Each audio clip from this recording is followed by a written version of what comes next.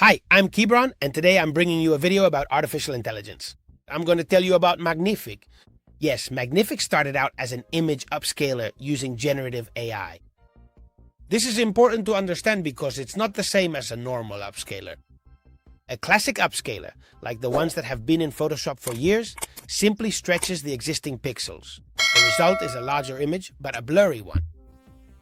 Magnific does something different. It uses a diffusion model, the same technology behind Midjourney or Stable Diffusion, to invent new detail that wasn't in the original image but looks like it was. Skin textures, clothing threads, old photo grain, all generated by AI, not recovered.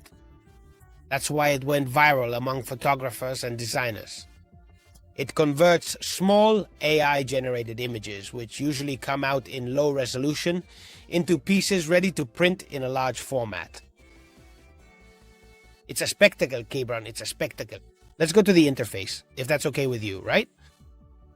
Well, when you upload an image, you don't just choose larger, you have several sliders that control how the AI reconstructs the image, and understanding those sliders is the first free lesson on how a generative AI thinks, okay? Well, one, creativity. It decides when the AI invents beyond what already exists in the photo. Low values equal faithful to the original.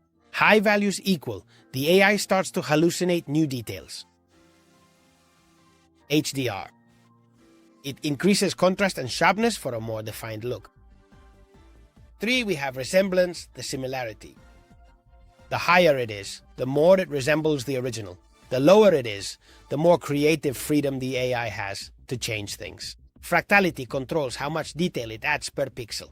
It directly affects texture and visual complexity. Plus, you can choose a scale factor of 2 times, 4 times, 8 times, and up to 16 times.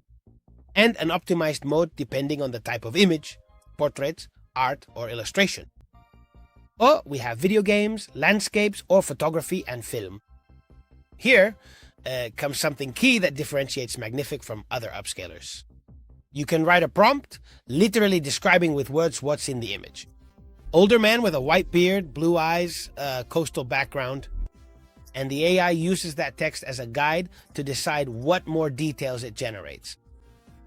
It's the clearest proof that this isn't stretching pixels, it's language-guided generation, just like when you ask ChatGPT or Midjourney for an image. This part is what interests me most about this video. You don't need to pay $39.99 or $299 a month to learn this tool. Just with the free version, by signing up, you can understand 3 fundamental concepts of this modern generative AI. Lesson 1. The difference between reconstruction and generation. When you upload a very low-quality photo of yourself and turn creativity to the max, you'll see something curious. The AI can slightly change your face, invent freckles you didn't have, or alter small details. This isn't a program error, it's the nature of diffusion models. They don't recover lost info. They invent it based on patterns learned from millions of images they've collected. The same reason why ChatGPT can hallucinate false data. Both generate what's most probable, not what's true. Lesson 2, language is also a visual tool. Testing the prompt field is, it basically demonstrates how words translate into pixels. If you type skin with smooth texture versus skin with deep wrinkle texture, the result changes. This is exactly how text-to-image models work on the inside. The text doesn't decorate the image, it directs it. And the third lesson I'd tell you is parameters. They're a decision map, not magic, of course.